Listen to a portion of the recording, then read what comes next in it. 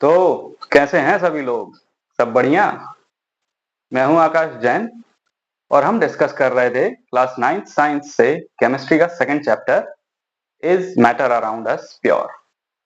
पिछले वीडियो में हमने डिस्कस किया था प्योर सब्सटेंसेस के बारे में, जिसमें हमने प्योर सब्सटेंस को क्लासिफाई किया था एलिमेंट्स और कंपाउंड्स में। अब इस वीडियो में हम डिस्कस करेंगे इम्प्योर सब्सटेंस या जिन्हें हम मिक्सचर्स भी कहते हैं, उनके बारे में। तो चलिए शुरू करते हैं। So the first question is, what are mixtures? Mixtures क्या होते हैं? So mixtures are the substances which consists of two or more elements or compounds not chemically combined together. So mixtures ऐसे substance होते हैं जिनमें दो या दो से ज्यादा एलिमेंट्स या कंपाउंड्स प्रेजेंट होते हैं जो कि केमिकली कंबाइंड नहीं होते। इसका मतलब यह है कि मिक्सचर्स ऐसे सब्सटेंसेस हैं जिनमें प्रोपोर्शन ऑफ मास से कोई लेना देना नहीं होता है।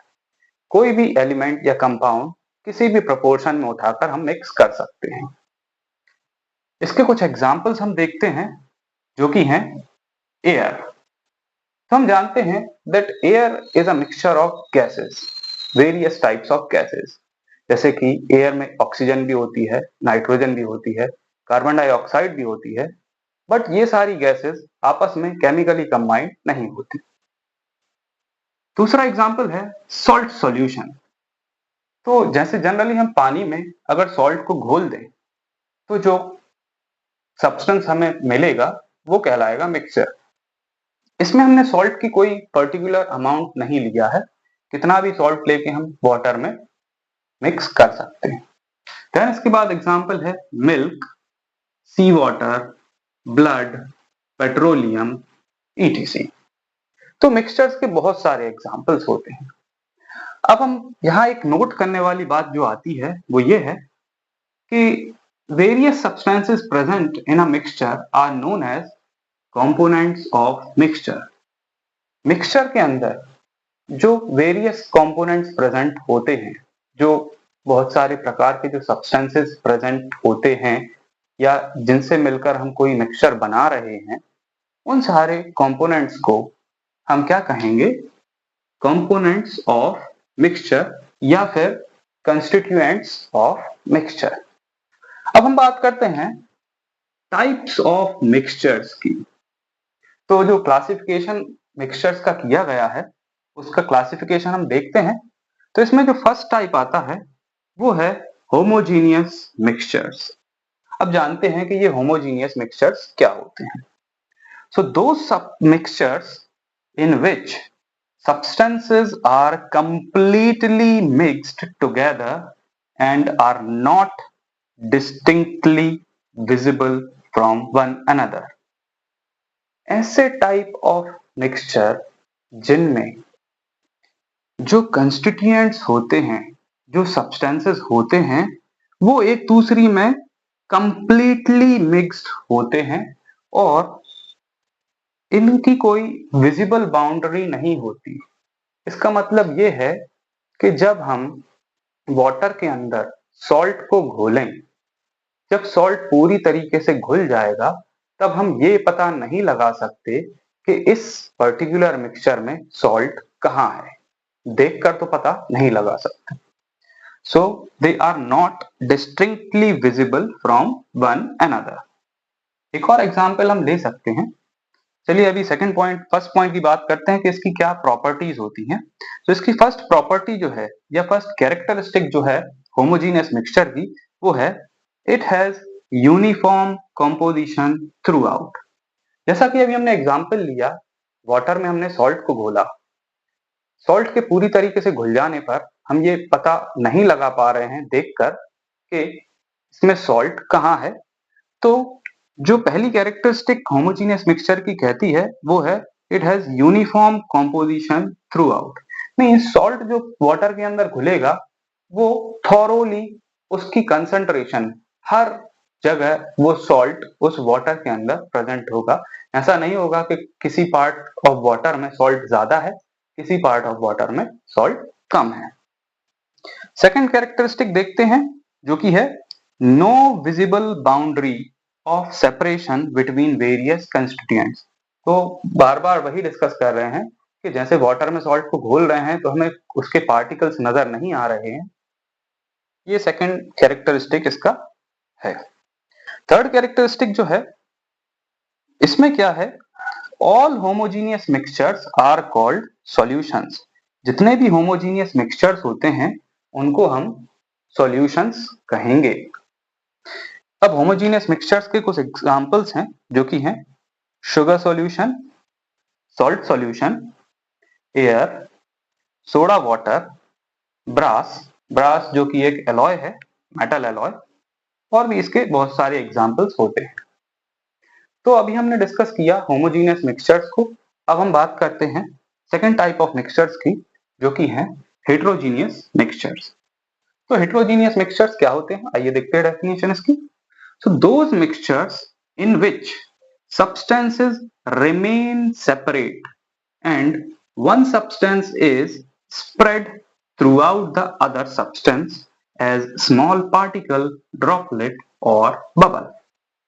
ऐसे मिक्सचर्स जिनमें सब्सटेंसेस जो होते हैं वो एक दूसरे से अलग अलग दिखाई देते हैं और जिनमें एक सब्सटेंस दूसरे सब्सटेंस में स्प्रेड होता है, घुला हुआ होता है, through out in the form of either small particle और ड्रॉपलेट्स और in the form of small bubbles. अब इसकी कैरेक्टरिस्टिक्स की बात करते हैं तो हेट्रोजीनियस मिक्सचर्स की क्या कैरेक्टरिस्टिक्स होती हैं। तो फर्स्ट कैरेक्टरिस्टिक जो है वो है it does not have uniform composition. जैसा कि अगर हम कंपेयर करें होमोजीनियस मिक्सचर्स से तो यहाँ हेट्रोजीनियस मिक्सचर्स में हमें पार्टिकल्स अलग दिखाई देते हैं। तो कहा जाए कि इसकी जो कॉम्पोजिशन होती है वो यूनिफॉर्म नहीं होती है। It does not have uniform composition means इसमें एक सब्सटेंस जो किसी दूसरी सब्सटेंस में घुला हुआ है, किसी एक पार्ट में हो सकता है उसकी क्वांटिटी ज्यादा हो, किसी दूसरे पार्ट में हो सकता है उसकी क्वांटिटी कम हो। सेकेंड कैरेक्टरिस्टिक की बात करते हैं जो कि है have visible boundaries of separation. तो इनमें क्योंकि particle in the form of droplets bubble के फॉर्म में हमें नजर आ रहे हैं, इसका मतलब ये है इनकी जो बाउंड्रीज होती हैं between one substance and the other वो प्रॉपरली विजिबल, क्लियरली विजिबल होती हैं। थर्ड कैरेक्टरिस्टिक पे आए तो all suspensions and colloids are heterogeneous mixtures. जितने भी सस्पेंशंस और कोलाइड्स होते हैं वो सभी हेट्रोजीनियस मिक्सचर्स की कैटेगरी में आते हैं। अब इनके एग्जांपल्स देखते हैं कुछ, जिसमें फर्स्ट एग्जांपल है mixture of sugar and sand. अगर हम सैंड में शुगर या फिर शुगर में सैंड मिला दें तो जाहिर सी बात है हमें दोनों अलग अलग दिखाई देंगे। इसका मतलब है उनकी जो बाउंड्रीज हैं वो क्लियरली विजिबल हमें दिखाई देंगी।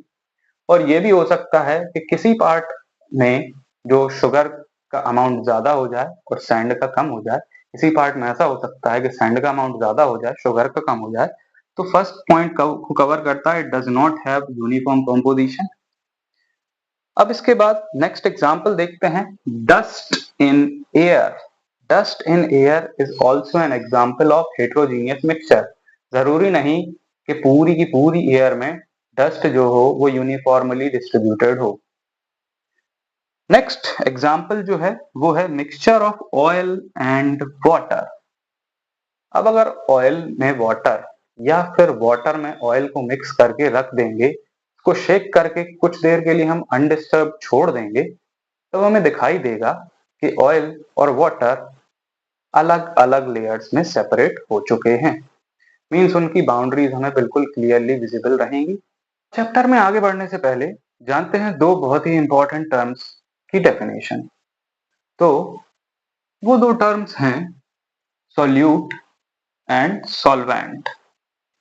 तो what are solutes? So the substance which is dissolved in a liquid to make solution are called solute. ऐसे substances जिनको किसी लिक्विड में डिसॉल्व किया जाता है, ध्यान रहे लिक्विड में डिसॉल्व किया जाता है, उन सब्सटेंसेस को सॉल्यूट कहते हैं। Solute is also known as dispersed particle और डिस्पर्स्ड फेज। सॉल्यूट को डिस्पर्स्ड पार्टिकल या डिस्पर्स्ड फेज के नाम से भी जाना जाता है। अब बात करते हैं सॉल्वेंट की। तो सॉल्वेंट क्या होता है?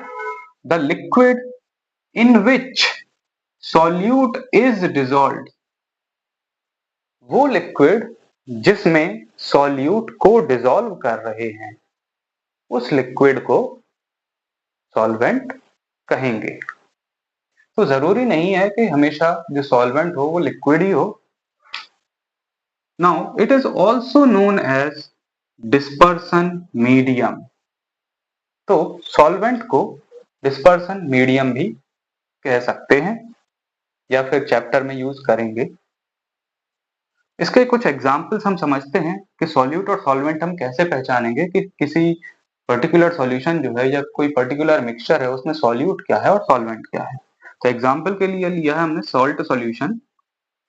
तो सॉल्ट सॉल्यूशन में सॉल्ट जो है वो सॉल्यूट है और वाटर जो है वो सॉल्वेंट है, क्योंकि सॉल्ट जो है वो घुलने जा रहा है और वाटर जो है वो इसको घोल रहा है। जिसमें ये घुल रहा है वो सॉल्वेंट है और जो घुल रहा है वो सॉल्यूट है। दूसरा एग्जांपल है कॉपर सल्फेट सॉल्यूशन। तो कॉपर सल्फेट सॉल्यूशन में जो एनहाइड्रस कॉपर सल्फेट होता है वो सॉल्यूट होगा और वाटर सॉल्वेंट का काम करेगा। एक और एग्जांपल देखते हैं मडी वाटर, जिसमें मड जो है वो सॉल्यूट है और वाटर जो है वो सॉल्वेंट का काम करेगा। तो जनरली एक चीज देखते हैं कि वो सब्सटेंस जो कम अमाउंट में प्रेजेंट होता है वो जनरली सॉल्यूट कहलाता है और ऐसा सब्सटेंस जो कंपैरेबल लार्जर अमाउंट में प्रेजेंट होता है उसे हम सॉल्वेंट कहते हैं।